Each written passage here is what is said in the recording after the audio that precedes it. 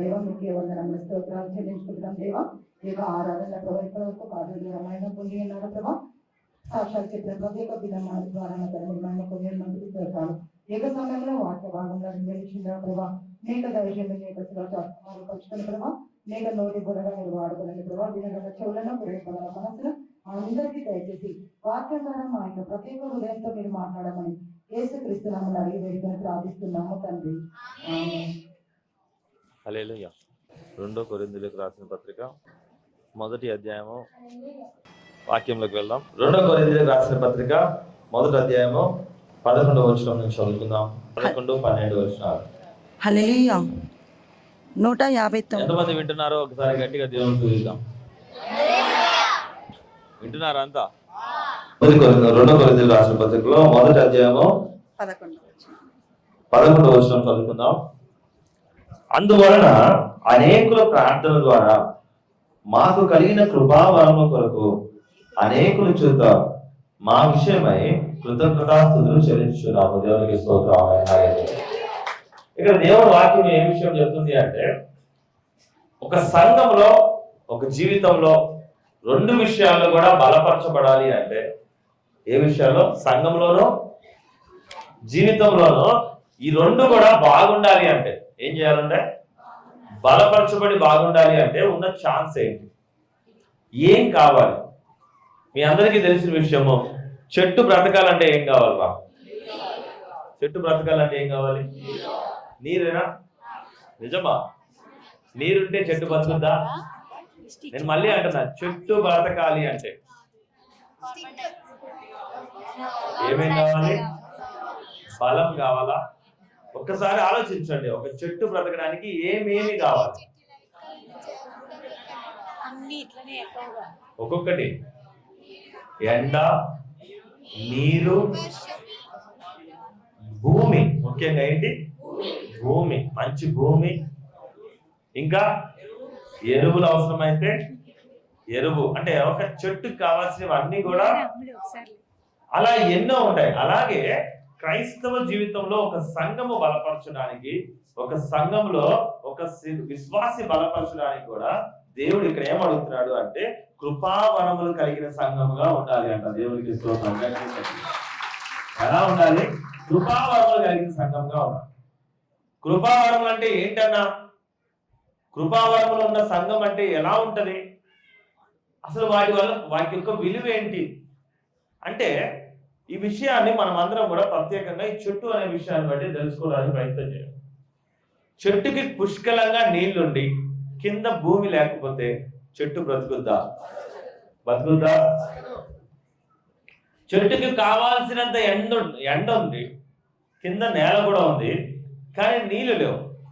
కావాల్సినంత ఎండ ఉంది, కింద భూమి కూడా ఉంది, కానీ నీరు అస్సలు లేదు. బ్రతుకుద్దా? బతుకుద్దా? చెట్టుకి నీళ్లు ఉన్నాయి, ఎండ ఉంది, కానీ కింద భూమి లేకుండా బూడిద బొగ్గు ఉంది అనుకో, బతుకుద్దా? బతుకుద్దా? బతకదు. అలాగే క్రైస్తవ జీవితంలో అయినా ఒక బలమైన సంఘముగా మనము బేరీజు వేసుకోవాలి. అంటే చూసుకోవాలి, సంఘము అంటే ఏంటి, పరిచర్య అంటే ఏంటి, అసలు మనం ఎలాంటి సంఘంలో ఉన్నాం, మనం ఎలాంటి కుటుంబంలో ఉన్నాం, ఈ కుటుంబంలో నాకు ఎలాంటి వరాలు ఉన్నాయి, వాటి గురించే మాట్లాడుతున్నాడు దేవుడు. ఆ వరాల గురించి అంటే నీరు, భూమి, ఎండ, ఎరువు, మంచి నేల, ఇవన్నీ కూడా కృపావరములాగా మనిషి జీవితంలో కూడా కొన్ని వరములు ఉన్నాయంట ఒక సంఘమును బలపరచడానికి. ఆ కృపావరములు ఎలా ఉంటాయో దేవుడు మాట్లాడుతున్నాడు. చదువుదాం, చూడండి. అందువలన అనేకుల ప్రార్థన ద్వారా మాకు కలిగిన కృపావరము కొరకు అనేకుల చేత మా విషయమై కృతజ్ఞతాస్తుతులు చెల్లింపబడును. దేవునికి స్తోత్రం. ఇంకా మా అతిశయం ఏదనగా, మా అతిశయము అంటే ఏంటి? అతిశయం అంటే ఏంటి? అత్యాశ కాదు అతిశయం అంటే. అతిశయం అంటే ఏంటి అంటే మేము చెప్పుకోగలిగిన మంచి విషయం అని. చెప్పుకోగలిగిన మంచి విషయం. నువ్వు చెప్పుకోగలిగిన మంచి విషయం ఏముందిరా నీ లైఫ్ లో? సో నేను తాగుబోతున్నానని లేదా నేను కోపిస్తుదాన్ని అలా చెప్పుకుంటారా? అతిశయపడేది అంటే మంచి విషయము, చెప్పుకోగలిగిన విషయం అని అతిశయపడతాం. మీరు చెప్పుకోగలిగిన మంచి విషయాలు ఏమున్నాయి? ఏమి లేవా? ఏమి లేవమ్మా? మీలో అసలు మంచి లక్షణాలే లేవా? అన్ని చెడ్డ లక్షణాలే ఉన్నాయా? మంచి లక్షణాలు ఎంతమందికి ఉన్నాయి? సరే చెప్పండి, మంచి లక్షణాలు ఏంటి? అలా నేను బాగా కొడతాను, బాగా తిడతాను, భయంకరమైన బూతులు మాట్లాడతాను, ఎవరు దొరికితే వాళ్ళని వేధించి చంపుతాను, నేను మా వీధులు ఈ పక్కన నడుస్తుంటే ఆ పక్కన ఎవడు నడవడు. ఇవేనా మంచి విషయాలు? అతిశయపడే అంటే గర్వపడే విషయాలు, నీ గురించి గొప్పగా చెప్పుకునే విషయాలు అయ్యేనా? కాదు. అతిశయపడే విషయాలు అంటే ఫలానా అక్క నడిచే విధానం కానీ, మాట్లాడే విధానం కానీ, లేదు తను ఉండే విధానం కానీ అన్ని కూడా చాలా బాగుంటాయి. ఫలానా అన్నతో మాట్లాడితే ఎన్ని నెగిటివ్ ఫీలింగ్స్ ఉన్నా, మనసులో ఎన్ని నెగిటివ్ ఆలోచనలు ఉన్నా కానీ వాటన్నిటి కూడా వెంటనే పాజిటివ్ గా మారినట్టు మా ఫీలింగ్స్ వస్తుంది. ఆయనతో మాట్లాడితే చాలా సంతోషం అనిపిస్తుంది, సమాధానం అనిపిస్తుంది అని కొన్ని లక్షణాలు చెప్తాను. చూసావా? ఆయన మంచివాడు, వాళ్ళ ఇంటికి వెళ్తే చాలా మంచిగా పలకరిస్తారు, వాళ్ళ ఇంటికి వెళ్తే మంచిగా భోజనం పెడతారు, లేదు వాళ్ళ మర్యాద చాలా బాగుంటది. ఇవన్నీ ఏంటి అంటే ఈ లోక సంబంధమైన అతిశయపడే విషయాలు. అర్థమైన వాళ్ళు గట్టిగా దేవుని శ్రీగా. నీ గురించి చెప్పే మంచి ఏంటది?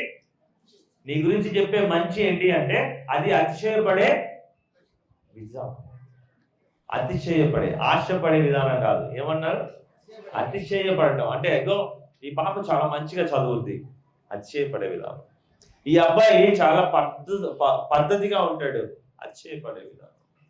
ఈ పాప మంచి ప్రార్థన పర్రాలు, అతిశయపడే విధానం. ఈ కుర్రాడు ఆలోచన అందరి స్నేహితుల్లాగా రకరకాల అలవాట్లలో కాకుండా తండ్రి తల్లి మాట విని మంచిగా పనిచేసి కుటుంబాన్ని నిలబెట్టే పిల్లాడు. ఇవన్నీ కూడా అతిశయపడే విషయాలు. అలాగే సంఘానికి కూడా అతిశయపడే విషయాలు ఉంటాయంట. మనం ఎక్కడ ఉన్నామో అని గమనించాలి. ఏ పరిచర్యలో ఉన్నామో, ఏ సంఘంలో ఉన్నామో, మన సంఘంలో అతిశయపడే విషయాలు ఏమన్నా ఉన్నాయా? మన పరిచర్యలో అతిశయపడి చెప్పుకోవాల్సిన విషయాలు ఏమైనా ఉన్నాయా? ఏమున్నాయి?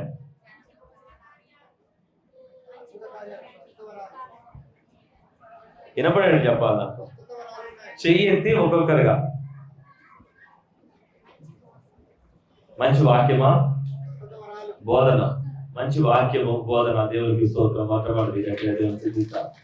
అంటే బుద్ధి వాక్యము. ఏ వాక్యము? మంచి జ్ఞానాన్ని, బుద్ధిని నేర్పించే వాక్యము. మొట్టమొదటిసారి దేవునికి స్తోత్రం. ఇంకొకటి స్వస్థత వరం. ఇంకో వరం ఏంటి? స్వస్థత వరం. నిజంగానే స్వస్థత వరం ఉందా మన దగ్గర? అరే నిజం చెప్పండి, ఉందా? నానే ఉందా? నిజంగా అబద్ధాలు చెప్తున్నారా? స్వస్థత వరం ఉందా మన సంఘంలో? స్వస్థత వరం అంటే ఏంటి?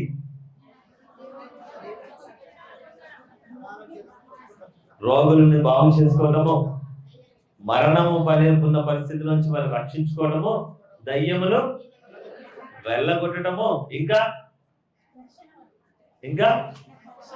రక్షణ వరము.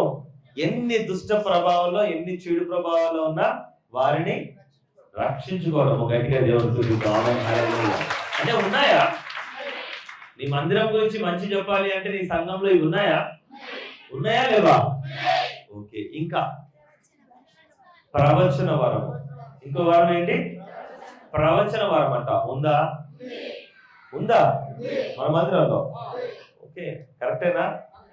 అంటే ఏ ప్రవచనం అయితే చెప్పబడుతుందో అది నెరవేరితే జరుగుతున్నట్టు. కానీ నెరవేరుతున్నాయా లేదా? నెరవేర్చబడుతున్నాయి. దేవునికి స్తోత్రం.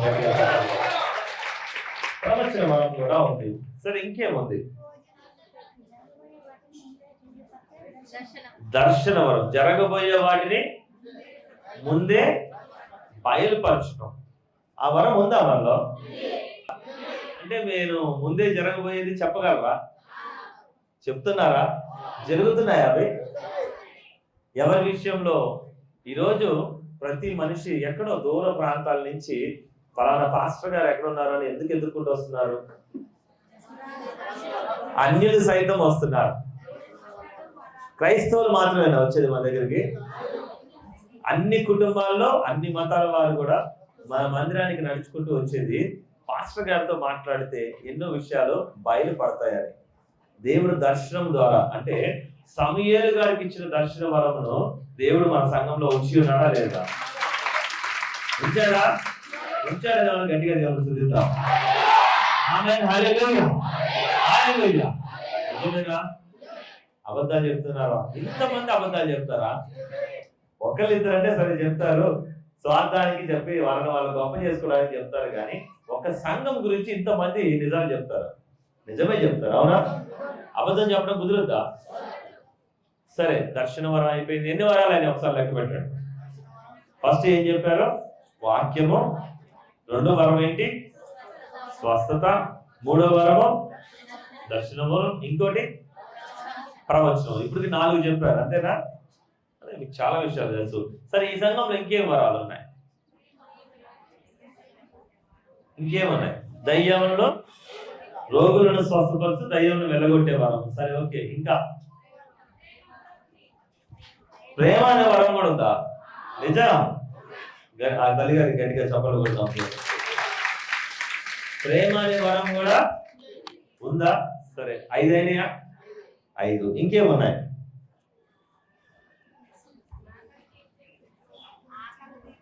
భోజనాలు, ఆకలి తీర్చేది, అది వరంగా అనకూడదు, ప్రేమలో అది కలిసి వస్తుంది. ఇంకా ఇంకేం వరాలు ఉన్నాయి? బైబిల్ ప్రకారము పాటలు వరము, అద్భుత కార్యాలు జరిగే వరము. అంటే ఒకసారి లిస్ట్ చేసుకోండి. ప్రవచనాలు అయిపోయినాయి.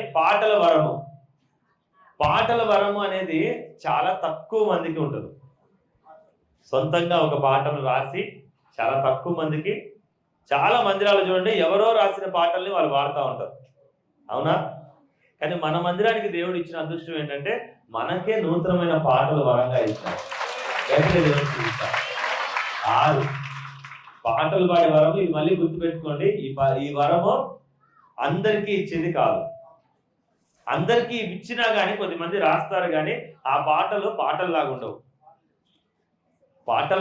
వాళ్ళు ఏదో కాపీ పాటల్లాగా ఉంటాయి, కాపీ కొట్టినట్టుగా, సొంతంగా దేవుడు ఇచ్చినట్టుగా ఉండవు. అవి మహిమపరచబడే పాటలు కొన్నే ఉన్నాయి. అవి దేవుని చిత్తమై మనకి ఇచ్చిన దేవుని చిత్తం. సరే, ఇంకొక మాటకి వెళ్దాం. మన ఇంకేం వరం ఉంది? ఇందాక ఎవరు అంటున్నారు? అద్భుత కార్యాలు చేసేవారు. పాప చెప్పింది ఏ వరము? అద్భుత కార్యాలు ఇక్కడ జరుగుతాయా? నిజంగా అద్భుతాలు అంటే ప్రపంచమును, ప్రకృతిని, ప్రతి విషయాన్ని మార్చగలమా? ఒక మనిషి జీవితం మారదు, చనిపోతాడు అని చెప్పుకున్న వాడిని కూడా బ్రతికించగలమా? అద్భుతం, మిరాకిల్. నడవలేని స్థితిలో ఉన్నవాడు నడవగలగడం, వినలేని చెవులు లేని వారు వినగలగడం, చూపులు కోల్పోయిన పెద్దవాళ్ళు సైతము, ముసలి వాళ్ళు సైతము, అలాంటి దీనస్థితిలో ఉన్నవారు సైతము చూడగలగటం, ఇవన్నీ జరుగుతాయా? ఇవన్నీ అద్భుతాలేనా? జరుగుతున్నాయా? వినపడలేదురా? నిజంగా జరుగుతుంటే నిజమే చెప్పండి, అబద్ధం అయితే చెప్పండి.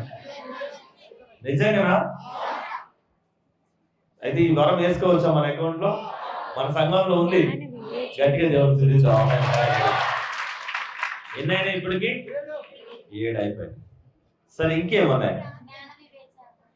జ్ఞానము, వివేచన కలిగిన వరం. ఏంటది? జ్ఞానము, వివేచన. మన జ్ఞాన వివేచన వరం ఉందా? డౌట్గా చెప్తున్నారు కదా. ఉందా వరము? ఉందా? ఎలా చెప్పండి అయితే. జ్ఞాన వివేచన మాకు లేదంట, పాస్టర్లకే ఉందా? ఎలాగో చెప్పనా? ఒకనాడు కూలి పనిలో ఉండే ఈ సంఘ బిడ్డలు ఈరోజు దేవుని జ్ఞానముతో సేవకుడు చెప్పిన మాట వింటూ అధికారులుగా, మొత్తం మంచి వ్యాపారులుగాను, మంచి వ్యాపారాల్లో, మంచి పనులలో దేవుడు వాళ్ళని ముందుకు తీసుకుపోతా ఉన్నాడు. ఇది జ్ఞానమునకు, వివేచనకు సంబంధించిన, అవునా కాదా? బ్రతకడానికి ఒక రోజు అన్నా ఎలా బ్రతకాలి అన్న చెల్లెవాళ్ళు, తమ్ముళ్ళు, ఇళ్లలో ఉండేవాళ్ళు, గృహిణులు సైతం ఈరోజు ఉద్యోగాల్లో, వ్యాపారాల్లో, ప్రతి విషయంలో ఇదే జ్ఞానం ద్వారా రాణిస్తున్నారు. దాన్నే జ్ఞాన వివేచన వరం అంటారు. గట్టిగా దేవుడు గురించి అర్థంగా రావాలి. అవునా? ఇప్పుడు ఎన్ని అయినాయి? 8. సరే, ఇంకేమైనా ఉన్నాయా? కళలు వరం అంటే బాగా నిద్రపోయి కళ్ళు కడతాము. ఏంటది? సరే, ఇప్పుడు మీకు ఒక కన్ఫ్యూజన్ లేకుండా చెప్తున్నా. ఇప్పుడు వరకు నేను మిమ్మల్ని అడిగింది ఆల్రెడీ వాక్యమే. అక్కడ అపొస్తలుడైన పౌలు గారు చెప్తా ఉన్నాడు, కృపావరములు కలిగిన సంఘమును దేవుడు ఉన్నట్టు లెక్క. ఏమున్నట్టు? దేవుడు అక్కడ ఉంటున్నట్టు లెక్క అన్నమాట. గమనించు, దేవునికి స్తోత్రం. అయితే మరి కృపావరములు ఏంటి? వేటిని కృపావరములు అంటారు? మళ్ళొకసారి రివిజన్ చేసుకుందాం. 1 కొరింథీయులకు రాసిన పత్రిక 12వ అధ్యాయంలో 154వ పేజీ 12వ అధ్యాయంలో 7వ వచనం నుంచి చదువుకుందాం. ప్రతి ఒక్కరు కూడా చదవాలి. ఇప్పుడు దాకా చెప్పింది ఎన్ని వారాలు? 8 చెప్పారు కదా. ప్రేమతో కలిపితే 9 వారాలు. అవునా? సరే, చూద్దాం. ఆ వరాలన్నీ దేవుడు బైబిల్లో ఉన్నదే ఇక్కడ ఉన్నదా లేదా అనేది చూద్దాం. అంతేనా? గట్టిగా ఒక్కొక్కరు చదువుతున్నా, సహోదరి చదువుతున్నప్పుడు ఒక్కొక్కరు రివిజన్ చేయాలి. చదువుమా. అయినను అందరూ చదవండి. అందరూ ఆ వరం మాత్రమే అందరితో చదివేయండి. అందరి ప్రయోజనము కొరకు, అందరి ప్రయోజనం కొరకు ప్రతి వానికి ఆత్మ ప్రత్యక్షత అనుగ్రహింపబడుచున్నది. వరం మాత్రమే చదవండి. ఎలాగనగా ఒకనికి ఆత్మ మూలముగా, ఇప్పటి నుంచి చదవండి, బుద్ధి వాక్యమును. మొదటి వారం ఏంటి? బుద్ధి వాక్యము అంటే ఇక్కడ నేను ఏదో వాక్యం చెప్తున్నానా, లేకుంటే బుద్ధిగా ఉంది నేర్పించే, జ్ఞానము నేర్పించే వాక్యం చెప్తున్నానా?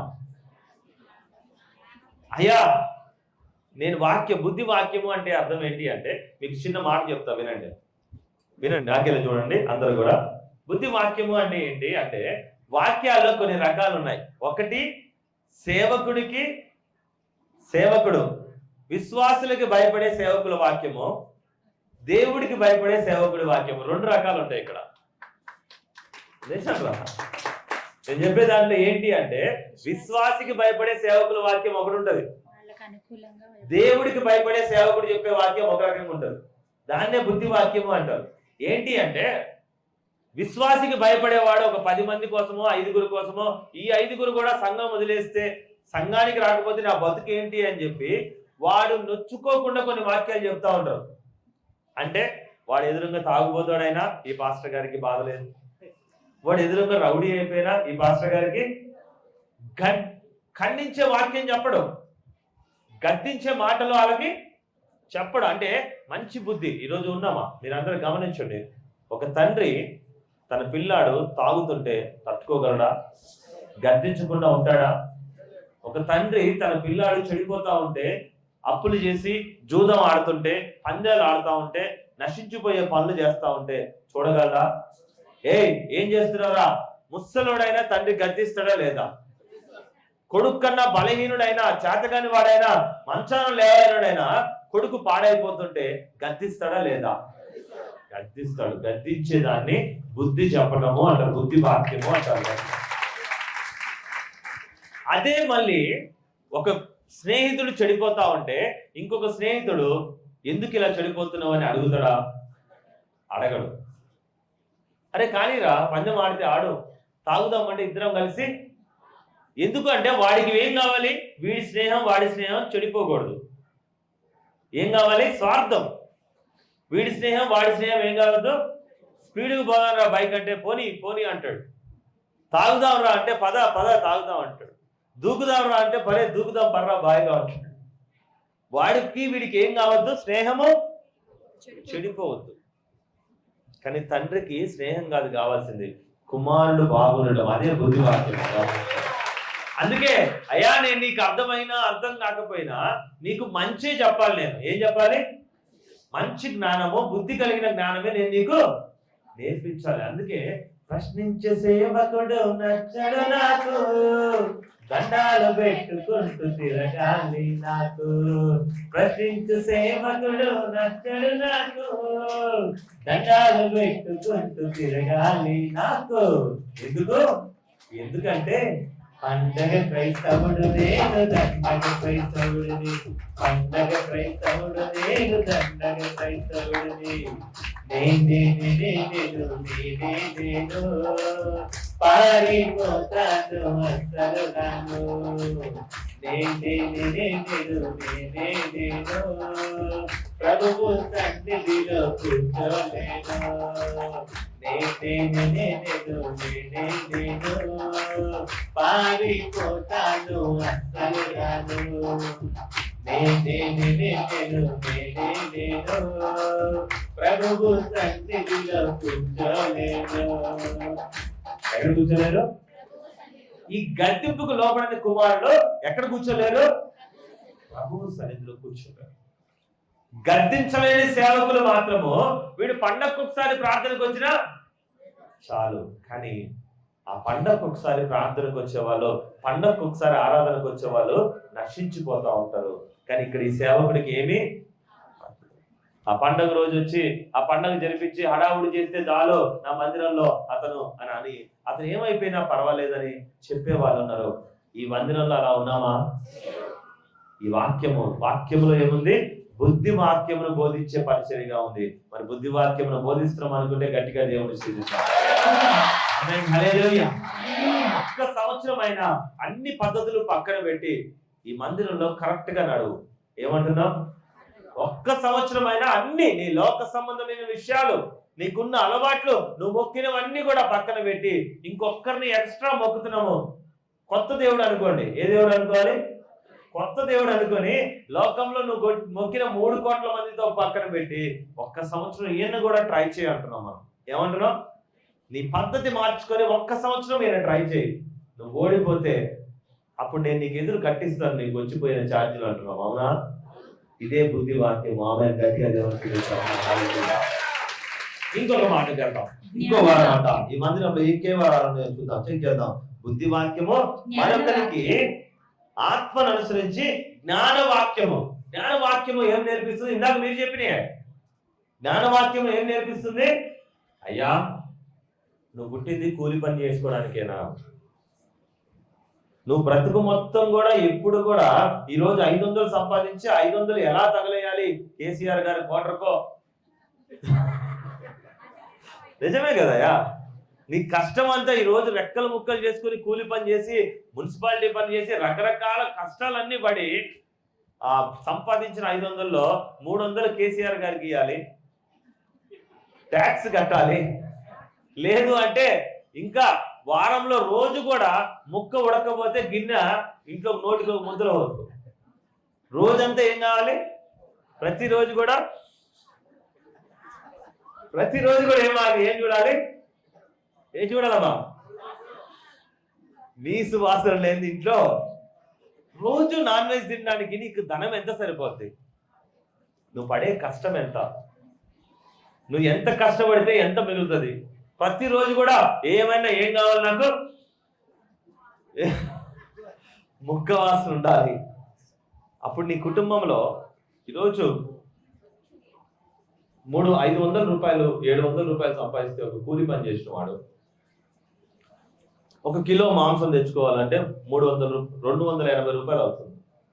చికెనే, వేరే ఏం కాదు. చికెన్ తెచ్చుకుంటే 280 నుంచి మసాలాలు అన్ని వేయడానికి ఒక 50 రూపాయలు అవుతాయా? అవుతుందా? అంటే 320 రూపాయలు ఏమవుతుంది? సగం డబ్బులు వెళ్ళిపోయినాయి. సగం డబ్బులు వెళ్ళిపోయినాయి. ఎంతలాంటి వాడైనా సరే, ఎంత పేదోడైనా సరే రోజుకి ఒక 50 రూపాయలు రైస్కి ఖర్చు పెట్టాలి. అంటే రైస్ బియ్యం ఖర్చు పెట్టాలి. అవునా? రోజుకి 50 రూపాయలు అంటే 400 రూపాయలు అయిపోయాయి.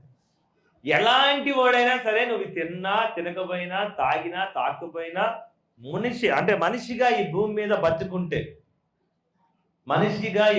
బతుకుంటే ప్రతి మనిషికి కూడా గవర్నమెంట్కి కనబడకుండా 200 నుంచి 300 కట్టాలి. నీకు తెలుసో లేదో? ఎలా అన్నా ఏం అర్థం కాదంటే, నువ్వు కొనే కూర మీద ట్యాక్స్, నువ్వు వాడుకునే కరెంటు మీద ట్యాక్స్, నువ్వు పోయే రోడ్డు మీద ట్యాక్స్, నీకు కనపడదు అంతే. కానీ అవి మాత్రం పాల మీద ట్యాక్స్, అన్నిటి మీద కూడా కట్టేటప్పుడు మరి ఆ పేదోడి దగ్గర ఉన్న డబ్బులు ఏంటి? 400 తినడానికి పోయాయి, 300 గవర్నమెంట్ తీసుకుంది, ఇంకా వాడి కష్టం ఎక్కడ ఉంటుంది? ఇలాంటి విషయాలు నేర్పించి మనకున్న అవకాశము ఆ 400 కాపాడుకోవటమే. ఏంటది? 300 నువ్వు ఎంత కష్టపడ్డా కాపాడలేవు. అవి ఎక్కడికి వెళ్ళాలి? ప్రభుత్వాలకు వెళ్ళిపోవాల్సిందే ఒక రోజులో. నీకున్న ఈ 400లో నువ్వు ఎంత కాపాడుకొని ఎంత మిగిలిస్తున్నావు? ఎందుకు కూలి పనే చేస్తున్నావు? వ్యాపారంగా ఎదిగితే నీకు బాగుంటుందని చెప్పే బుద్ధి వాక్యం. ఏ వాక్యమో? జ్ఞాన వాక్యమే ఈ మందిరంలో వాక్యం. గట్టిగా జరుగుతుంది. ఏం చేస్తుంది? కూలి చేస్తే 400 మిగులుతున్నాయి, కానీ వ్యాపారం చేస్తే 400 నుంచి ఒకానొక సమయానికి అది 4000 అవ్వచ్చు, 4 కోట్లకు కూడా వెళ్ళవచ్చు. గమనించు, ఈరోజు 400. నువ్వు ఇంట్లో ఊరికే కూర్చునే దానికన్నా 400 చేసే పని 4 కోట్లకు కూడా తీసుకెళ్ళగలదు. నేను అర్థమైన వాక్యాన్ని అలా మిమ్మల్ని ప్రోత్సహించే వాక్యమనే జ్ఞాన వాక్యము అంటారు. వ్యర్థము కాకుండా, అంటే నువ్వు వ్యర్థంగా ఖర్చు పెట్టే అన్ని కూడా ఇంకా ఉంటే గమనించండి. నీకు ఏదైనా కనిస్తే రాగానే ఏడబోదు గొయ్యమని చెప్పేసి ఒకళ్ళు అంటారు అన్యుల్లో. అది పెట్టేసుకో, ఇది పెట్టేసుకో, ఇంటి చుట్టూ ఏడబోదులు కోసి ఏం పెట్టాలి? హస్తం గుర్తులు పెట్టు, ఇంకేదో పెట్టు, అదేదో పెట్టు. రోజు పెద్దల పండుగ చేయి, ఆ పండుగ చేయి, ఈ పండుగ చేయి, రకరకాల పండుగ చేయి, నెలకి 2 పండుగలు చేయి, దసరా, దీపావళి, ఆవలి, ఈవలి, ఇవన్నీ చేయమని అన్ని కూడా బైబిల్లో లేవు. ఉన్నాయా? ఎందుకు అంటే నెలకు ఒక మనిషి పేదవాడు నెలకి 2 పండుగలు చేసి 2 కొత్త బట్టలు వేసుకుని 2 రకాలుగా పిల్లలకు తినిపించి 4 రకాల వంటలు పెట్టి మధ్యలో మళ్ళీ ఎండాకాలంలో ఈ పండుగలు లేని అన్సీజన్, అంటే ఏం మాసం అంటారు దాన్ని? మూడాలు అంటారా? ఆషాఢ మాసం, మూడాల్లో ఏ పండుగలు ఉండవు. ఆ పండుగలు లేని టైంలో ఈ పండుగలు ఉంటాయి. చెట్టుకు గొయ్యి, పుట్టకు గొయ్యి, రాయికి గొయ్యి, రప్పకు గొయ్యి అనేసరికి వీడు అప్పులు పాలైపోయి ఆ 3 నెలల సంపాదన మొత్తం ఏమైనా వేటికి అవుతుంటది? కోతులకు అవుతుంటది. కరెక్ట్, గట్టిగా చెప్పాలి కొడతాం. కోతులకి. ఇట్లా కూడా ఏమవుతుంది? ఆస్తి మొత్తము, సంపాదన మొత్తము కరిగిపోతా ఉంటుంది. ఇలాంటివి కాకుండా ప్రార్థన నూనెతో సమస్తము స్వస్థపరచబడను. అన్ని విషయాలు, ఏ చెడైనా నీకు మేలు జరుగుతుంది, ఏ సమస్య అయినా నీకు విడుదల కలుగుతుంది, ఏదైనా సరే నువ్వు మారితే అన్నిట్లోంచి జయం కలుగుతుంది అని చెప్పేదే జ్ఞాన వాక్యము. గట్టిగా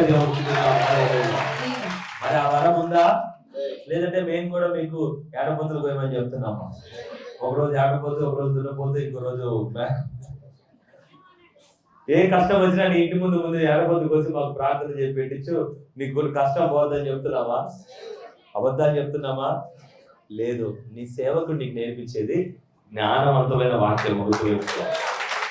జ్ఞానవంతమైన వాక్యం ఏంటి అంటే ప్రతిరోజు కూడా ఉదయం నుంచి సాయంత్రం వరకు మందిరం చుట్టూ ఆ ప్రార్థన ఈ ప్రార్థన తిరక్కో. 6 రోజులు కష్టపడు, రాత్రి పగలైనా కష్టపడు 6 రోజులు, కానీ 7వ రోజు మాత్రము దేవుని సన్నిధిలో ప్రార్థన. దేవుని సన్నిధిలో ప్రార్థనకున్నప్పుడు 6 రోజులు నీ కష్టాన్ని దేవుడు చాలా జాగ్రత్తగా ఉంచి ఫలింపులోకి తీసుకెళ్తాడని చెప్తున్నాడు. కరెక్టేనా? మన దగ్గర జ్ఞానవాక్యం ఉందామా? సరే, ఇంకే వరం ఉందో చూద్దాం, చదువుదాం. మరి ఒకనికి ఆ ఆత్మ వలననే విశ్వాసమును. ఏ వరం అంట? విశ్వాసముగా ఉండటం కూడా వరమే అంట. ఎంతమందికి ఉంది ఈ వరం మీలో? పాస్టర్ గారు నేను ఒక పాట పాడదాం అనుకుని మర్చిపోయింది, గుర్తుందా? పాడిద్దామా పాస్టర్ గారితో పాట? ఎందుకు నేను లైవ్ లో కూడా ఎందుకు ఇలా ఉంటున్నాను అంటే, లైవ్ ఉందని నటించడం నాకు చేత కాదు. అవుతుందా? యాక్టింగ్ చేయడం అసలు నాకు రాదు, తనకి రాదు. మేమంతా ఒరిజినాలిటీ ఏదున్నా ముక్కు సుడిగా మాట్లాడాలి, ఉన్నట్టుగా. బయట ఎలా ఉన్నామో ఇక్కడ కూడా అలాగే ఉండాలి. వాక్యం చెప్పినా అలాగే ఉండాలి, పాట పాడినా అలాగే ఉండాలి, మాట్లాడినా. బయటికి వెళ్ళాక చాలా మంది ఉంటారు క్రైస్తవ సేవకులు కండి, వారు సేవకుడు అవ్వటమే పాపం. అవ్వగానే ఎట్లా మాట్లాడుతుంది తెలుసా? అయ్యో ప్రియమైన దేవుని బిడ్డలారా, మీకోసం మేము ఎంతగానో వేధిస్తున్నాము, మిమ్మల్ని బాగా రోధిస్తున్నాం. ఇవన్నీ నాకు జరగదు. నాకు తెలిసింది లెఫ్ట్ అండ్ రైట్ గా మాట్లాడటం, నటించడం నాకు. నేను ఎలా ఉన్నానో అలాగే దేవుడు నన్ను ఇష్టపడ్డప్పుడు ఇప్పుడు ఎందుకు నటించాలా? నమ్మకంగా దేవుడి దగ్గర ఉంటే చాలు. ఆ మాట కూడా చాలా మంది దగ్గర నేను గమనిస్తూ ఉంటా, వీళ్ళలాగా మాట్లాడడం, వాక్యం చెప్పడం నాకు రాదు. అంటే వాళ్ళు చెప్పినప్పుడు మొత్తుకున్నట్టుగా వాళ్ళు ఒక టైప్ ఆఫ్ లాంగ్వేజ్ మాట్లాడతారు. సేవకులు సామాన్యంగా ఒక టైప్ ఆఫ్ లాంగ్వేజ్ మాట్లాడతారు, నాకు రాదు. ట్రై చేయాలని కూడా అనిపించదు మనసుకి. నాకు ఎలా మాట్లాడడం వచ్చో అదే కరెక్ట్, కుండ పగలగొట్టినట్టే మాట్లాడు. అంతేనామా? అలాగే ఉండాలా? అలాగే ప్రభు మనల్ని ఫలింపజేస్తున్నాడు. అది ఆయనకు నచ్చింది. నటించే వారు దేవుడికి నచ్చరు. బయట ఒకలాగా లోపల ఒకలాగా ఉండదు. నువ్వు క్రైస్తవుడువా, ఇలాగే ఉండు, ధైర్యంగా ఉండు. ఇప్పుడు చెప్పు, విశ్వాసివా? ఎంతమందికి విశ్వాసి వరం ఉందో ఆశ్రమ గారితో తెలుసుకుందాం.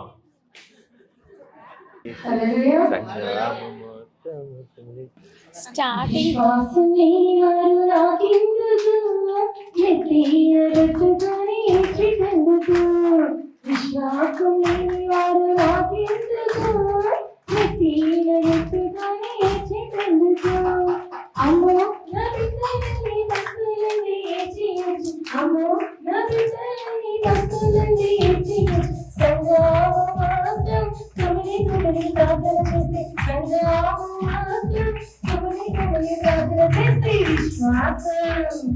విశ్వాసం లేని వారు నాకెందుకు నెత్తినట్టుకొని ఎచ్చినందుకు, విశ్వాసం లేని వారు నాకెందుకు నెత్తినట్టుకొని ఎచ్చినందుకు. దేవుని ప్రేమను గుండె నిండా కలిగి ఉంది, దీవారాత్రము తెచ్చి పోషిస్తే, దీవారాత్రము తెచ్చి పోషిస్తే, విశ్వాసం లేని వారు నాకెందుకు నెత్తినట్టుకొని ఎచ్చినందుకు, విశ్వాసం లేని వారు నాకెందుకు నెత్తినట్టుకొని ఎచ్చినందుకు. కష్టములో ఉన్నప్పుడు కంఫర్ట్ అక్కరలేదు, కష్టములు ఉన్నప్పుడు కంఫర్ట్ అక్కరలేదు, కష్టము తీరాక మేమే అక్కరలేదు, కష్టము తీరాక మేమే అక్కరలేదు. విశ్వాసం విశ్వాసం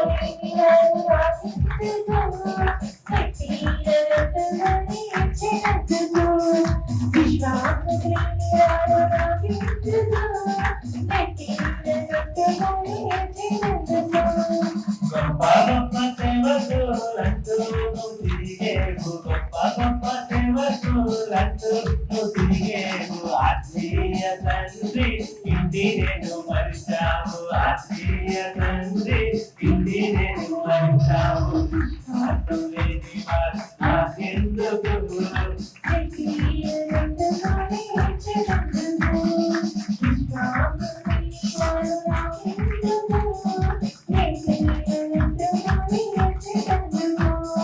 రాజన సమయము ఉంటుంది రాజన, రాజన సమయము ఉంటుంది రాజన, ప్రార్థన కొరకు తప్పించాలి కన్న, ప్రార్థన కొరకు తప్పించాలి కన్న. విశ్వాసం లేని వారు నాకెందుకు నెత్తినట్టుకొని ఎచ్చినందుకు, విశ్వాసం లేని వారు నాకెందుకు నెత్తినట్టుకొని ఎచ్చినందుకు. హల్లెలూయా. గట్టిగా చెప్పండి కూడా. పాడడం వస్తుందా లేదా?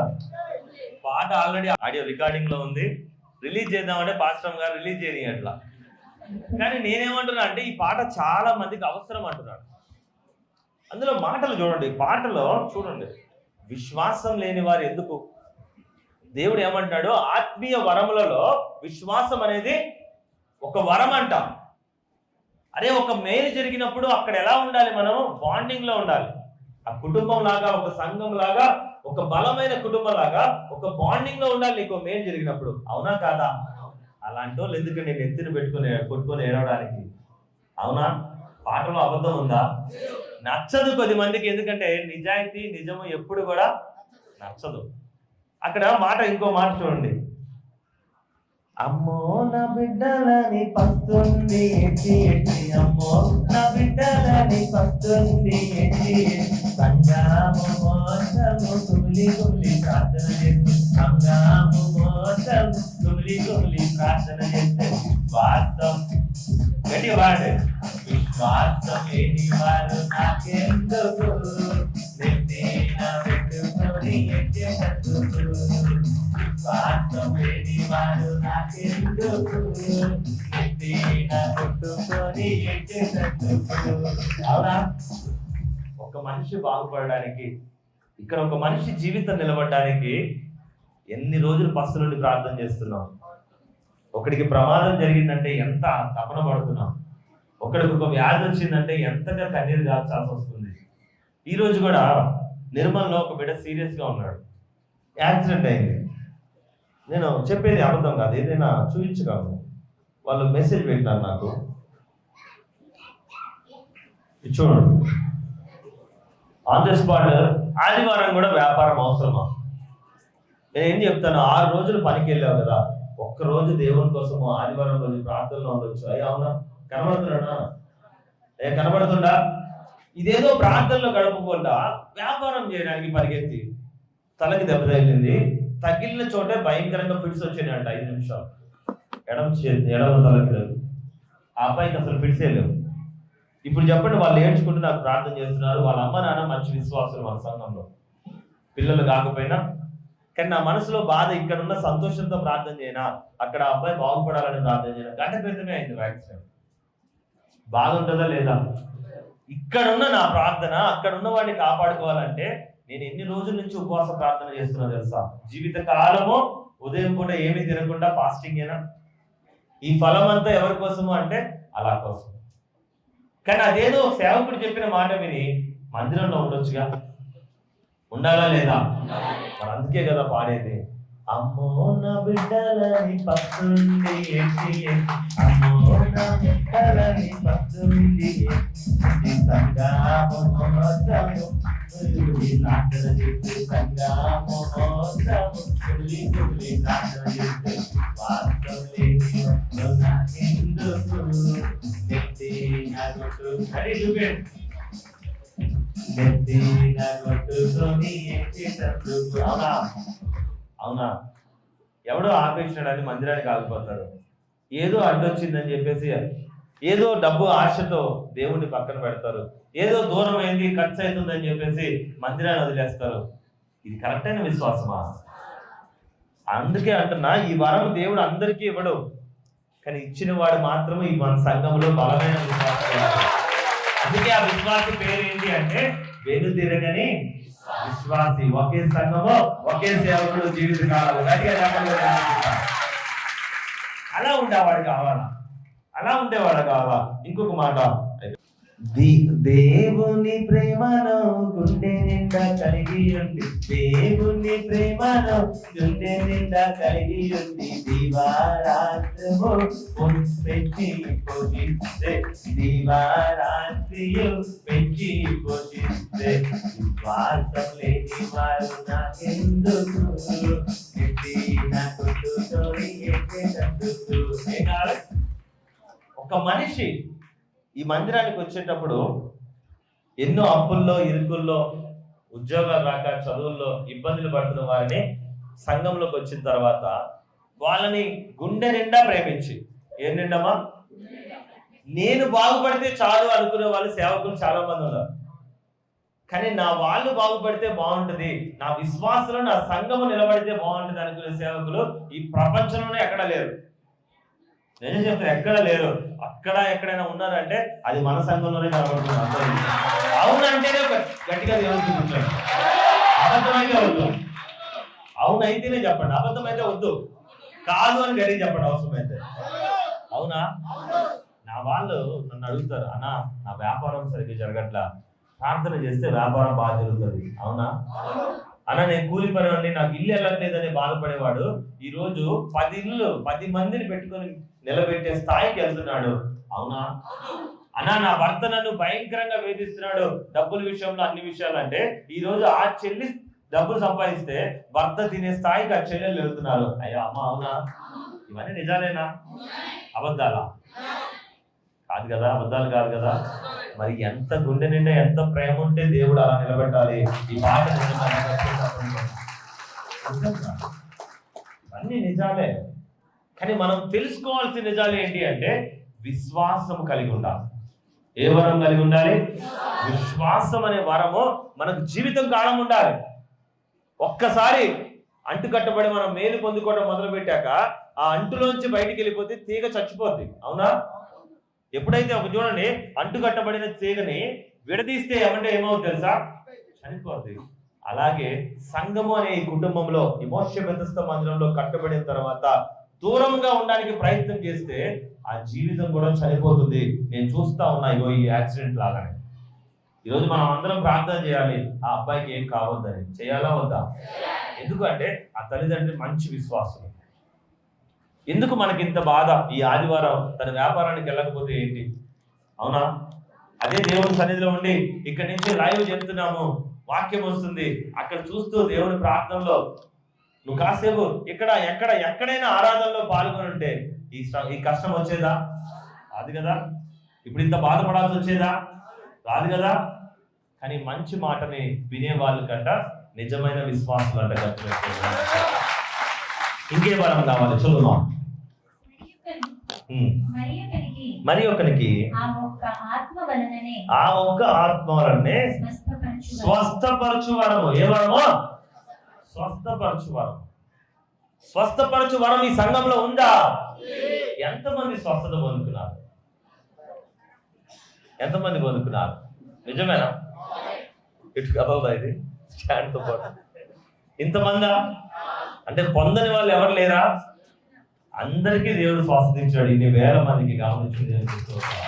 చాలా మంది అంటారు కదా, అయ్యా యేసయ్య స్వస్థపరచడు అని ఉత్తి మాటలే. అవునా? ఉత్తి మాటలా? దేవుణ్ణి నమ్మితే స్వస్థత రాదా? అయ్యా స్వస్థపరచగలనని చెప్పిన వాక్యం ఉన్న ఏకైక దేవుడు యేసుక్రీస్తు ప్రభు వారే. ఆయనే స్వస్థపరుచున్నాడు. అందరినీ గట్టిగా దేవుడు చూపుతావాలి. మన బైబిల్లో తప్ప ఇంకా ఏ గ్రంథంలో కూడా రోగి స్వస్థపరచబడను ప్రార్థన నూనె ద్వారా గాని, మనిషి యొక్క ప్రార్థన ద్వారా గాని, అది కూడా ఏ ప్రార్థన? గుండె నిండా ప్రేమతో చేసే ప్రార్థనతో దేవుడు మనిషిని స్వస్థపరుస్తాడు అనే వాక్యము మన బైబిల్ గ్రంథంలోనే ఉంది. అదే ఈ రోజు ఎన్నో కుటుంబాల్లో నెరవేర్చబడుతుంది. గట్టిగా చూద్దాం. హల్లెలూయా. అవునా? ఇంకొక వారం ఉందో లేదో చూద్దాం. చదువు. మరి ఒకనికి అద్భుత కార్యములు చేసే వారము. ఇందాక మీరు చెప్పినారు ఏంటది? అద్భుత కార్యములు అంటే మారని జీవితం మారటం. అరే వర్షమైన ఆకాశమైన. మొన్న ఒక రోజు ప్రార్థన చేసినాం. ఎంతమంది నాతో పాటు 24 గంటలు ప్రార్థన చేశారు? ఉపవాసం ఉండి. సంఘ బిడ్డలు ఎంతమంది ఉన్నారు ఆ రోజు? మనం అందరం ఇక్కడే ఉండి ప్రార్థన చేస్తాం. ఒకసారి చేతులు ఎత్తండి. ఆ రోజు ప్రత్యేకంగా ఒక బాధ కలిగి ప్రార్థన చేసిన ఏంటి తెలుసా? ఎండలు భయంకరంగా ఉన్నాయి, వర్షాలు రావాలి, రైతులు ఆగమవద్దు నా సంఘ బిడ్డలు. అవునా? అప్పటి వరకు బుధవారం రోజు దాకా కూడా చూడండి, మనం ప్రార్థన చేసే రోజు వరకు కూడా భయంకరమైన ఎండలు అని చెప్పేసి ఆర్టీవీలో నా స్నేహితుడు ఒకతను ఒక ప్రోగ్రాం పెట్టాడు నాకు. అయ్యా ఎండలు భయంకరంగా ఉన్నాయి, ఏమైనా వర్షాలు తట్టుకోలేకపోతున్నామని. ఇది చూడండి, మండిపోతున్న ఎండలు అని బుధవారం రోజు ఒక కొటేషన్ పెట్టినాడు. అవునా? ఇంకొక 2 రోజులు ఇలాగే ఉంటే పంట వేసిన అంటే గింజ నాటిన ప్రతి చెట్టు చచ్చిపోయేది. అవునా అంటారా కాదా? మీ అందరితో ఏమన్నాను? ఎట్టి పరిస్థితుల్లో అవి నిలబడాలి అని చెప్పి కూడా మీకు చెప్పినాను. అవునా? ఎంతమంది రైతులు వేస్తున్నారు వ్యవసాయంలో? మరి ఇంతమంది అన్యాయం అవుతారా లేదా? రైతులు అవ్వకూడదు కదా. నాకు సంఘంలో ఎక్కువ మంది రైతులు ఉన్నారు, నాకు తెలుసు. వాళ్ళు కూడా అధిక సంఖ్యలో ఉన్నారు. మరి వాళ్ళ పంటలు నాశనం కాకూడదంటే ప్రార్థన అవసరమైంది. దాదాపు 12 గంటలు మేము పూర్తి ప్రార్థన, ఉపవాస ప్రార్థనలో ఉన్నాము. దేవుడు వర్షాన్ని అద్భుతంగా ఈ వారం ఉపయోగిస్తాడు. అరే నువ్వు ప్రార్థన చేస్తేనే కురిసిందా అని అనొచ్చు. వెక్కిరించేవాడు నువ్వు ప్రార్థన చేస్తే కురిసిందా అని ఎక్కిరించవచ్చు. నాకు తెలియదురా బాబు, నాకు కావాల్సింది అయితే జరిగిందా లేదా నాకు అంతవరకు. అంతేనా కాదమ్మా? నాకు కావాల్సింది ఏంటి అంటే అద్భుత కార్యం జరగాలి, బాగలేనోడి జీవితం మారాలి, రోగితో ఉన్నోడు స్వస్థపడాలి, పంటలు నాశనం అవ్వకుండా నా వాళ్ళ పంటలు బాగుండాలి. నాకేది కోరుకుంటున్నా అది జరగాలి. అదే నా ప్రార్థన. When I am success, with my prayer I'm happy to say everyone right గట్టిగా దేవుడు స్తుతిద్దాం. ఆమేన్. హల్లెలూయా. నేను సక్సెస్ అవుతున్నాను, ఆ ప్రార్థన సక్సెస్ అవుతున్నప్పుడు సంతోషంగా చెప్పడం తప్ప. ఎంతమంది సంతోషంగా ఉన్నారో వర్షం పడ్డందుకు గట్టిగా దేవుడు స్తుతిద్దాం. ఆమేన్. హల్లెలూయా. ఇంతేనా? ఈ రోజు కూడా వర్షం ఆగాలని మేము ప్రార్థన చేయలేం.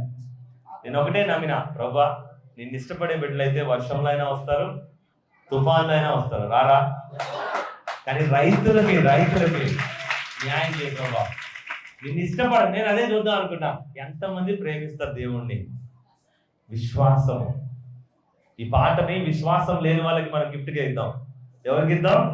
మన దాంట్లో కూడా కూర్చుంటారు. అప్పుడప్పుడు అవసరాలకు వచ్చేవాళ్ళు, ఏదో చూసిపోవడానికి వచ్చేవాళ్ళు మీ మధ్యలో కూడా ఉండొచ్చు. అట్లాంటి వాళ్ళకి ఈ పాటని ప్రజెంట్ చేద్దాం. విశ్వాసం లేని వారు నాకెందుకు, నెత్తి నా కొట్టుకొని ఎట్టేటందుకు. విశ్వాసం లేని వారు నాకెందుకు, నెత్తి నా కొట్టుకొని ఎట్టేటందుకు. వాళ్ళ కోసము ఈ పాటలు ఏం చేద్దాం? డెడికేట్ చేస్తా అంటారు. అక్కినేని నాగేశ్వరరావు గారి కోసం ఒక పాట, సూపర్ స్టార్ కృష్ణ గారి కోసం ఒక పాట. వాళ్ళు వెళ్ళిపోయిన తర్వాత సినిమాలు డెడికేట్ చేస్తారు. నేను వెళ్ళిపోయిన విశ్వాసుల్ని, పనికిరాని విశ్వాసులకి ఈ పాట డెడికేట్ చేస్తున్నా. నిజంగానే డెడికేట్ చేస్తాం. ఎందుకంటే వీళ్ళంతా గాలికి కొట్టుకుపోయే పొట్టు లాంటి వాళ్ళు. తాలు గింజలు అంటారు వీళ్ళని. ఏ గింజలు? తాలు గింజలు. నిజమైన గింజ ఒక మందిరంలో వేయబడినప్పుడు నాటబడి మొలకెత్తి ఫలించి కాండములుగా అద్భుతమైన ఫలములుగా అలా. అది నిజమైన విశ్వాసము. ఇంకొక వారము, ఇంకో వరం గురించి వెళ్దాం. చదువుమా. మరి ఒక్కనికి ప్రవచన వరము ఉందా? మరి ప్రవచన వరము ఉందా? చూద్దాం ఎంతమందికి ప్రవచన వరం ఉంది. నిజంగా ప్రవచన వరం ఉందా? ప్రవచన వరం ఉంది. ప్రవచన వరంలో మొట్టమొదటిసారి కూడా మేము గమనించాం. మనం ప్రార్థన చేసేటప్పుడు ఎంతో మంది లోబడే వాళ్ళు ఉన్నారు. అయ్యా ఈ కుటుంబాల్లో యవనస్తుల్లో జరగబోతుంది, వేరే రకరకాల సమస్యలు జరగబోతున్నాయి, అయ్యా నేను నీకు ఫలానా వరం ఇచ్చి ఉన్నానని దేవుడు మాట్లాడుతున్నప్పుడు, ఫలానా కుటుంబాల గురించి అన్నప్పుడు అవి ఖచ్చితంగా జరుగుతున్నాయి. అది ప్రవచన వరం ఎప్పుడు జరుగుతుంది తెలుసా? ప్రభువు ప్రత్యక్షత ఆ మందిరంలో ఉన్నప్పుడు మాత్రమే. చాలా మంది సేవకులు డిఫరెంట్ ప్రవచనాలు చెప్తుంటారు. ఆయన ప్రవచనాలు చెప్పడానికి కూడా ఒక విధానం ఉంటుంది. ఆయన నడుచుకుంటే ప్రవచనాలు చెప్తుంటాడు. నడుచుకుంటే బాబా బాబా బాబా అంటుంటాడు. అందులో నేను ప్రవచిస్తున్నాను అని మాట్లాడతారు. అంత పనికి మళ్ళీ పని కూడా లేదు. ఆ ప్రవచనాలు అబద్ధ ప్రవచనాలు అవుతున్నాయి. గమనించలే? గుర్తులేదా? ఫ్యాన్ తిరిగిద్ది, కారు ఉరుకుద్ది, కారుకు టైర్ పంచర్ అయింది, ఫ్యాన్ పగిలిపోయింది. ఎవడు పరువు తీస్తున్నారు అంటే వీళ్ళందరూ అబద్ధ ప్రవచనాలు చెప్పి. అంటే దేవుడి పరువు అవసరమా? అడిగినోడు భవిష్యత్తు చెప్పరాదు. ప్రపంచ భవిష్యత్తు నీకు అవసరమా? హెచ్చడి కాకపోతే అయ్యా అవునా? నీ కాడికి వచ్చి దుఃఖం బాగాలేదు, నీకు దర్శన వరం ఉంది, వాళ్ళ పరిస్థితి చెప్పు, వాళ్ళని రక్షించుకో, వాళ్ళని నిలబెట్టు. అది కాదు, మనం ప్రపంచం మొత్తానికి సూపర్ అనిపించాలి. ఏమనిపించాలా? సూపర్ అనిపించాలి. అది హెచ్చడి అనిపించాలా? దయ్యం వదిలించే వరం ఉంది. ఆ ఒక్క దయ్యం వదిలించే దయ్యానికి తెలిస్తే సరిపోదా? టీవీలు పెట్టి మరి జనాలందరికీ చూపించి who who who who who who who అనాలా? అంటేనే నువ్వు సేవకుడువా?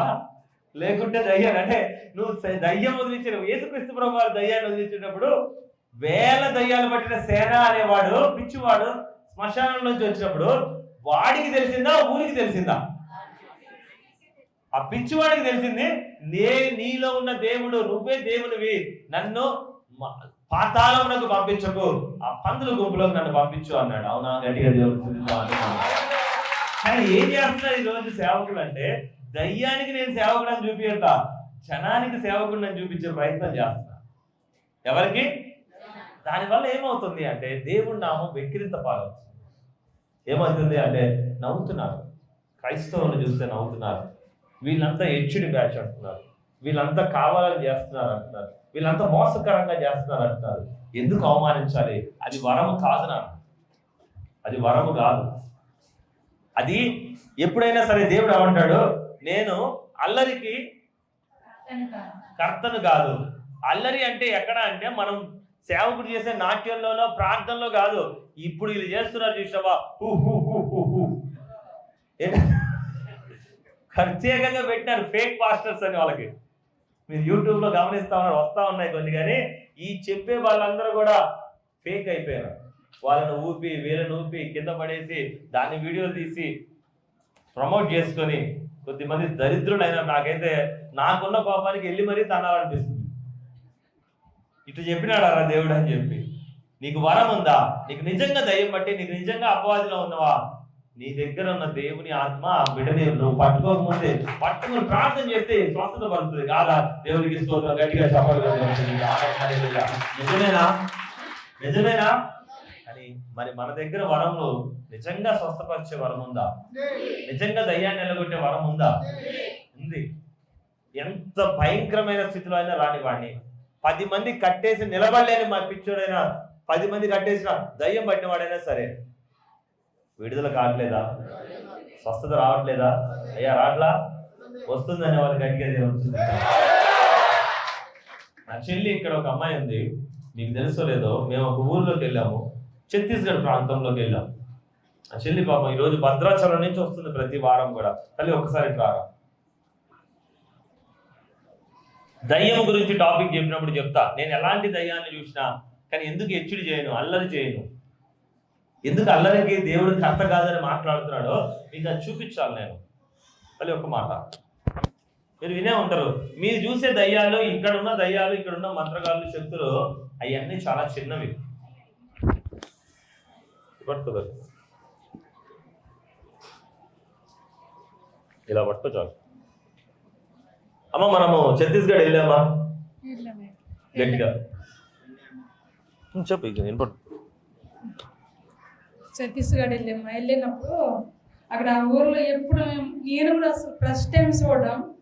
అన్న అలా వెళ్ళగానే అలా వాళ్ళందరూ వచ్చారు. వచ్చి ప్రార్థన చేద్దామని అన్న అలా కూర్చున్నాడు. అన్న పక్కన కూర్చున్నప్పుడు అలా ప్రార్థన చేస్తుంటే అది ఏం దయ్యాలో నాకు నేను ఎప్పుడు మా ప్రస్తుతానికి నా లైఫ్లో చూడలేదు. అప్పుడు వాళ్ళు ఎట్టు వస్తున్నాయంటే ఒక్కసారి ఇట్లా కాలు తువ్వకుండా వరకు వస్తున్నాయి. నాకే భయం వేస్తుంది. అన్న భయపడవద్దని అంటుండు. ఇంకొక మాట, తల్లి నీ ఊరు ఏ ఊర్రా? మా అమ్మ వాళ్ళదైతే ఛత్తీస్గఢ్, ఇక్కడ కాదు, పెద్ద పెద్ద కొండలు ఉంటాయి కానీ ఆ ఊరు అన్న చూడలేదు. బస్సులు ఉన్నాయా మీ ఊరికి? లేవు, అసలు బస్సులు లేవు. కానీ దారి నడవడానికి, దారి సైకిల్ వెళ్ళడానికి అసలు దారి లేదు. అలాంటి పరిస్థితి పెద్ద ఆవులు ఉంటాయి. అసలు ఆ ఊర్లో వెళ్ళాలంటే భయంకరమైన అడవి. అసలు ఆ ఊర్లో వెళ్ళలేము. నేనే అప్పుడు అమ్మ వాళ్ళు చిన్న చిన్న గొడవల్లోనో ఇటు వచ్చేసి ఉండే. మళ్ళీ అమ్మ వాళ్ళ తిరిగి వెళ్ళిపోయాను, నేను వెళ్ళలేదు. కానీ దేవుని కృపను బట్టి నేను ఇక్కడ ఆగిపోయాను. ఇటు భద్రాచలం నక్సల్గా తను కూడా నక్సలైట్ గా పనిచేసినామా అనుకుంటూ చేసినారా? అవును, నిజమే అమ్మా. అవునా? వాళ్ళ కుటుంబాలందరూ కూడా నక్సలైట్ గా పనిచేయాల్సిన పరిస్థితి వచ్చింది అమ్మా. అవునా? అవును. మా అన్నయ్య నడపన్నయ్య కూడా వెళ్ళి 8 సంవత్సరాలు 9 సంవత్సరాలు తిరిగి వెళ్ళిండు. మళ్ళీ తిరిగి రాలేదు. ఒకసారి మళ్ళీ మా నడపన్నయ్య అక్కడ పెళ్లి చేసుకొని నేను చేయలేనని తిరిగి వచ్చిండు. మళ్ళీ వెళ్ళిండు కానీ మళ్ళీ చూడడానికి, కుటుంబం చూడడానికి రాలేదు. మళ్ళీ ఒకసారి తిరిగి వచ్చి ఇప్పుడు ఉన్నాడు. మళ్ళీ పోలీసులు పట్టుకొని తీసుకుపోయి జైల్లో పెడితే మళ్ళీ నేనే పోయి మళ్ళీ ప్రెసిడెంట్ని పట్టుకొని తీసుకుపోయి ఆయన బయటికి తీసుకొచ్చినాము.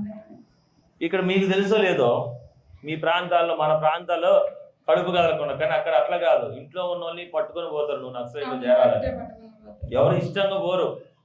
ఆ ప్రాంతం ఎంత అడవి ప్రాంతం అంటే ఇంట్లో ఉన్న వాళ్ళని తీసుకెళ్ళి నువ్వు చేస్తావా లేదా అని, లేకుంటే చంపేస్తామనే పరిస్థితి.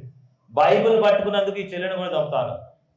అట్లా పడతారు. అసలు బైబుల్లో అంటే ఇప్పుడు దేవుడు సువార్త ఇప్పుడు కొద్దిగా అంటున్నది. మళ్ళీ నా ద్వారా ఇంకా అక్కడ మాసిడ్ అనే సంఘంలో ఒక పాస్టర్ని తీసుకుపోయి మా తమ్ముడు హాఫ్ చనిపోతే దానం చేయడానికి అప్పుడు ఫస్ట్ టైం ఆ పాస్టర్ అక్కడ వెళ్ళినట్ట ఊరికి.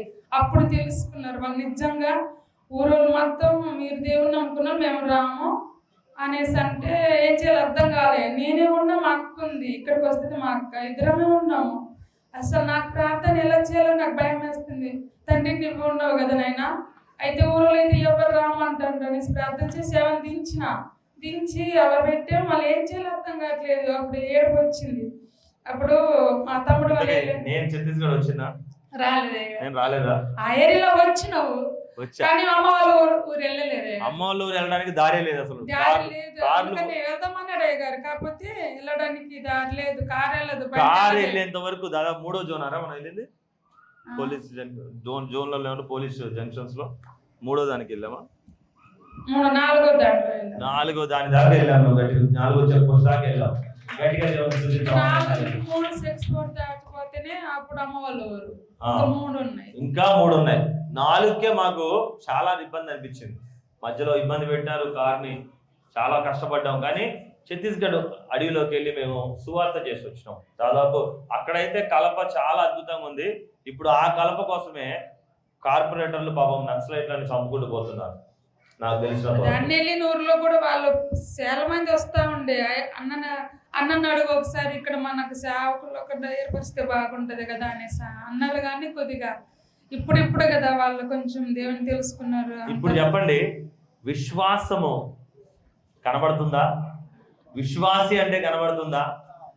ఎన్నో కష్టాలు ఉన్నా బైబిల్ పట్టుకున్నందుకు వందల మధ్య కుటుంబాలను కొడితే బైబిల్ వదిలేయము, ఊరే వదిలేస్తామని ఊరు వదిలేసి ఇప్పుడు బయట వేరే జీవితంలో 10 ఏళ్ళ నుంచి బతుకుతున్నారు. అవునా? నిజమేనా నేను చెప్పేది? నిజమే కదా, అబద్ధం ఎందుకు? నిజమే, ఏదైనప్పుడు నిజం చెప్పాలి కానీ అబద్ధం ఎందుకు చెప్పాలి? ఆ ఊర్లో వెళ్తే అంత భయంకరమైన అసలు దురాత్మలు ఇలా ఉంటాయి నేను అసలు ఊహించుకోలేదు. ఆ కుటుంబంలో భయంకరమైన అసలు అప్పుడే పాము లేక అప్పుడే పిల్లి లేక వచ్చేదంట. అన్న ఎప్పుడు వెళ్ళి ప్రార్థన చేసిండ్రు, ఆ చీకటి శక్తులను కొంచెం బంధించి కనించి వాళ్ళు ఇప్పుడు కుటుంబంలో కూడా వాళ్ళు మంచిగా ఉంటున్నారు. దేవునికి స్తోత్రం. గట్టిగా ఈరోజు నా చెల్లెకి దేవుడు ఇల్లు ఇచ్చాడు. బయట మన ఇప్పుడు తెలంగాణలోనే ఉన్నారు, ఛత్తీస్గఢ్ వదిలేసి వచ్చేసింది. తెలంగాణలో ఇల్లు ఉంది, పిల్లాడు మంచిగా చదువుకుంటున్నాడు. తన ఒంటరిగా అయినా సరే ఎంతో మంది ఆ ప్రాంతంలో చనిపోబోతున్నారు అనే వాళ్ళందరినీ కూడా ఇక్కడ నడిపిస్తుంది. వాళ్ళు ఏమంటే స్వస్థపడుతున్నారు. అవునమ్మా? గట్టిగా దేవుని పిలుద్దాం. నేను వెళ్ళినప్పుడు ఆ చెల్లె వారితో పాటు వచ్చినప్పుడు ఇట్లుంటాయి ఆ దయ్యాలనే సంగతి నాకు కూడా అతి భయంకరంగా. వాళ్ళ ఆదివారం పూట వాళ్ళు మంత్రగాల ప్రభావం ఎట్లుంటుందని తెలుసా? అంత దూరం చెట్టు కిందే చేస్తారంట. అవునా? వాళ్ళు చెప్పింది ఆ ఊర్లో అట్టేనంట. అంటే పానం ఉన్న ఆవును కూడా తాటికలు తీసుకుపోయారంట. ఒక మేకను అట్టే చేశారంట. ఆ ఊర్లో అట్లా చేస్తారంట. నాకు బలికి కావాలని చెప్పి అవసరమైతే ఆవును తీసుకెళ్తారు. పొద్దున నేను లేపేస్తా అంటే సాయంత్రం లేపేస్తారు. నిజం కాదు. మంత్ర వాళ్ళ పేర్లు కూడా చెప్తారు. వాళ్ళు అంత దూరం ఇళ్ల మధ్యలోనే చేస్తారంట. ఎవడు ఏం మాట్లాడలేడు. పూజలు చేస్తారు వాళ్ళు డైరెక్ట్. అంత ఘోరమైన ప్రాంతానికి వెళ్తే నేను వెళ్ళిన ఇంట్లో చూడండి, పొద్దున చెప్పారు, సాయంత్రం అమ్మాయి 18 ఏళ్ళ అమ్మాయి చచ్చిపోయింది. అవునా? అమ్మాయి చనిపోయి 3 నెలలు అయింది. మళ్ళీ ఇంకొక అమ్మాయి, ఈమె తర్వాత ఇంకొక అమ్మాయి, ఆ అమ్మాయి చనిపోతుంటే ఈ అమ్మాయి వాళ్ళే అప్పుడు చెప్పాను, దేవుని దగ్గర శిలువ దగ్గర ఉన్న దండని నేను ముందే పూలదండని వాళ్ళు వేసింది అక్కడ పంపించాను. చనిపోయిన బాడీ మీద పూలదండ వేస్తే బతికిందని. అమ్మ వాస్తవమేనా? బతికిన ఆ ఇంటికి వెళ్ళాను. నువ్వు నమ్ము నమ్మకపో నాకు తెలియదు. నువ్వు నమ్మకపో వెక్కిరించు నాకు తెలియదు. అట్లా జరుగుద్దా అని నాకు తెలియదు. కానీ నేను చెప్పిన దేవుడు ముందే, అమ్మ ఈ ప్రమాదం ఏమైనా జరిగితే దేవుని పరిశుద్ధమైన పాదాల దగ్గర ఉన్నది, ఇది తీసుకుపోయి అక్కడ వాడుకోండి అంటే ఆ అమ్మాయికి ఎందుకు ఐడియా వచ్చిందో, అది ఇచ్చిన 15 రోజులకి కరెక్ట్గా అమావాస్యల సమయంలో జరుగుతాయి వాళ్ళకి. ఛత్తీస్గఢ్ ఎక్కడ, మనం ఎక్కడ? వెళ్ళిని ప్రార్థన చేసి వాళ్ళకి ఆడ వేయగానే ఆ చనిపోయిందని అందరూ ఏడుస్తుంటే ఆ అమ్మాయి మీద వేసి ప్రేరాజాలని అమ్మాయి వేసి నిలబడింది. ఆ ఇంటికి వెళ్తే ఆ అమ్మాయి ఆ కుటుంబంలో ఉన్న 6 డజన్ మంది, ఒక్కళ్ళు కాదు మా మీద. మేము వెళ్ళింది 6గురు 7గురు, నా చెల్లితో పాటు మేము వెళ్ళాము. 6గురు వెళ్ళాం, పెద్ద కారు అది. 6 డజన్ మంది కూడా దయ్యం బట్టి మీదకి ఉగ్రాలు వస్తున్నారు మా మీద. ఏ ఇంటికి వెళ్ళామో మా మీద పట్టుకునే దిక్కు లేదు. అంత ఘోరంగా ఉంది మాకు. అక్కక్క దయ్యము పడిపోయి కింద పడిపోయి మనిషి దాదాపు ఇంత హైట్ లేస్తున్నారు నాన్న. కింద పడుకున్న మనిషి ఇంత హైట్ లేస్తుంది శరీరంతో. మీరు అనేసి కాలు దూకుంటూ వస్తుంటే నాకే భయం వేస్తుంది. ఇవన్నీ ఏ ముఖం పెట్టుకొని చెప్తాం మనం? చెప్పాలి అంటే ఎవరు నమ్ముతాడు? నమ్ముతాడా? కానీ వాళ్ళు ఒక్కటే అంటున్నారు, నీ దగ్గర దేవుడు ఉన్నాడు, నువ్వు ఇక్కడికి రావద్దు. నేను ఎవరిని అన్న అడిగితే నువ్వు సర్వోన్నతుడు అగ్ని తీసుకొచ్చినావు అనేసి ఆ మాట అని ఇక మా ఏడుచుకుంటే వెనకనికి ఉరుకుతుంది ఆ దయ్యం అయితే. గట్టిగా దేవుని అయ్యా, దేవుడు మనిషిలో ఉండడనే సంగతి మనిషికి తెలియకపోవచ్చు, కానీ దేవుని ఆత్మ బతుకున్న మనిషికి అర్థం కాకపోవచ్చు, కానీ చెడ్డవాడికి దయ్యానికి మాత్రం ఖచ్చితంగా నీలో ఉన్న దేవుడు కనపడతాడు. గట్టిగా దేవుని ఛత్తీస్గఢ్ నుంచి నా చెల్లి అబద్ధం చెప్పడానికి ఈడి దాకా వస్తుందా? లేదు కదా. ఎందుకు మనం నమ్మకూడదు దేవుడిని? దయ్యము దేవుడు ఉన్నాడు, దయ్యం కూడా ఉంది. ఎవరైతే దేవుడికి హత్తుకుంటాడో ఈ లోకంలో ఏ దయ్యము వాడిని ఏమీ చేయలేదు, దేవుడు రక్షించుకుంటాడు.